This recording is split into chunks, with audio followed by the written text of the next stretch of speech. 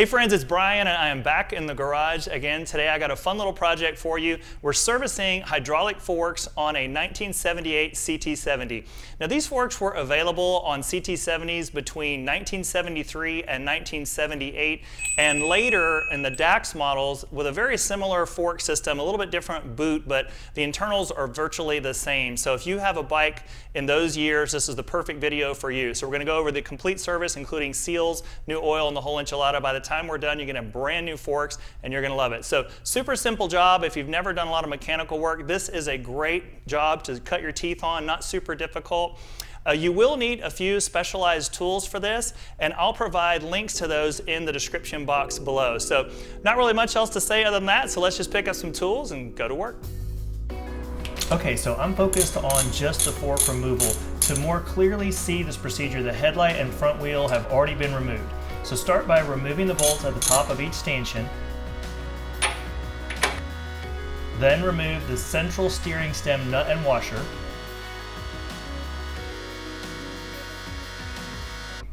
Then remove the top plate, which may require a little bit of extra motivation. Slide off the fork ears. Then remove the bottom bridge fork bolts and slide the stanchion out of the bottom of the triple tree mount. Repeat this procedure for the other fork. So you may find these forks a little bit challenging to get out of the triple tree. A lot of times they're rusted and you may have to do something like drive a wedge, like a screwdriver or something, at the bottom of the triple tree at the clamp in order to get the fork out. Also, I mean, a lot of times you literally have to file the rust off or sand the rust off around the stanchion in order to get the fork off. So good luck with that. I know it's a little bit difficult. I actually had a lot of trouble with these getting them off, but once you get those off, you're good to go. So when we come back, we're going to service these forks, clean them all up, put them all back together, and get you back on the road. With the fork out, it's time to drain the oil.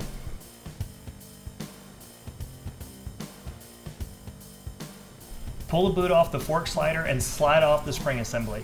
At the bottom of the fork slider is this Phillips screw. You do not need to remove this to service your forks. Okay, so now onto the seal. The seal is retained by this circlip, which has to come out.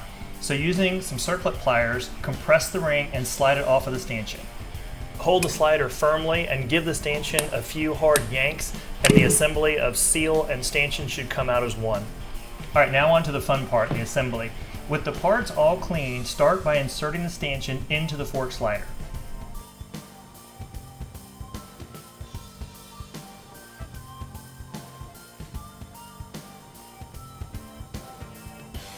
Find your new seal and an old one. Lube the inside and outside of the new seal and install it with the open side facing the inside of the fork slider and the solid face visible.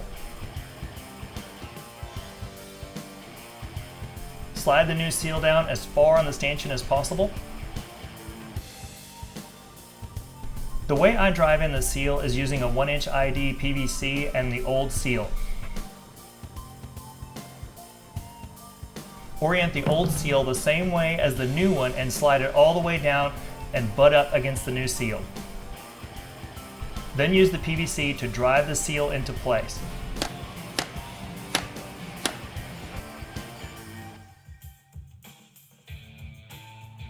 Once the new seal is seated, I use some channel locks to pull the old seal out.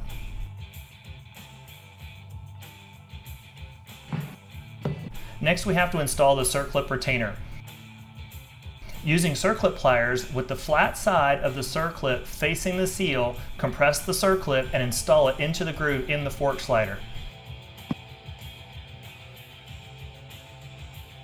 When correctly installed, it'll look like this. Next, install the spring and boot assembly. Insert the spring seat into the bottom of the fork boot.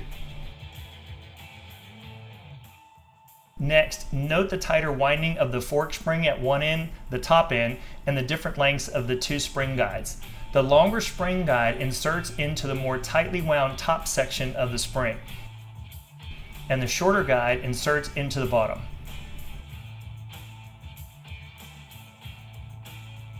Orient the fork boot assembly with the spring seat toward the bottom, then slide the assembly onto the stanchion. Next, install the spring assembly, making sure that the tightly wound end is oriented towards the top of the stanchion.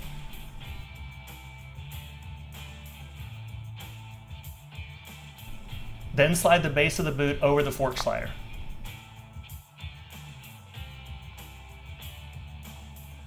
This is the left side fork assembly, as is evidenced by this tab, and I'll elaborate more on that later on. Repeat the process on the right side fork assembly. Next, slide the fork cap onto each stanchion and then it's on to installation. Start by driving a wedge into the compression gap of the fork bottom bridge at the bottom of the triple tree and lube the openings in the bottom of the fork bridge with a little bit of grease. I'm starting with the left side, so before you start, look for this boss that identifies the left side fork assembly.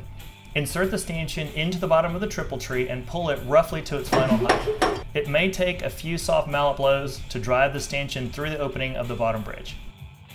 Slide the fork gear onto the stanchion, install the top plate, orient the top plate over the fork gear, then loosely install the stanchion cap bolt.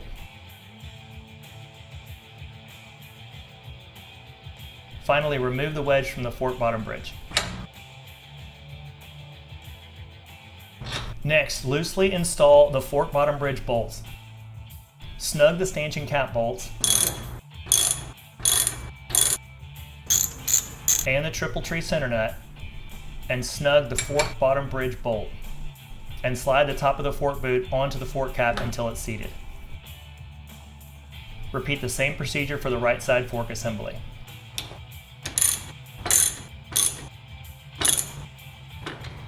Now it's time to fill the forks with oil. Honda recommends automatic transmission fluid, but many suggest using modern fork oil. In any event, measure between 52.5 and 57.5 cc's. Loosen and remove the stanchion cap bolt. And when filling the forks, I recommend using a funnel. Fill the forks with oil. Now for the final torquing procedure. Torque the stanchion top bolts to between 69 and 88 Newton meters. Torque the triple tree center nut to 20 Newton meters or to a value firm enough to seat the top plate without impeding the steering action. Finally, torque the fork bridge bottom bolts to between 18 and 25 Newton meters. This torquing sequence is important to ensure that the forks are seated to the top plate and properly positioned between the top plate and the fork bottom bridge. All right, so not a super difficult job. Hope you found that useful. And just to let you know, I got a lot of videos in the queue right now. I got a bunch of bikes also that I'm working on. I got a KLX 110. I got a lot of videos coming for that. A new CR85 project that I'm working on. So there's a lot of things in the queue right now. So please stay tuned and keep watching. You're gonna see a lot of cool stuff on this channel very soon. All right, so thanks so much for watching. We really appreciate it. And in the meantime, make sure to get out there and have fun in your garage.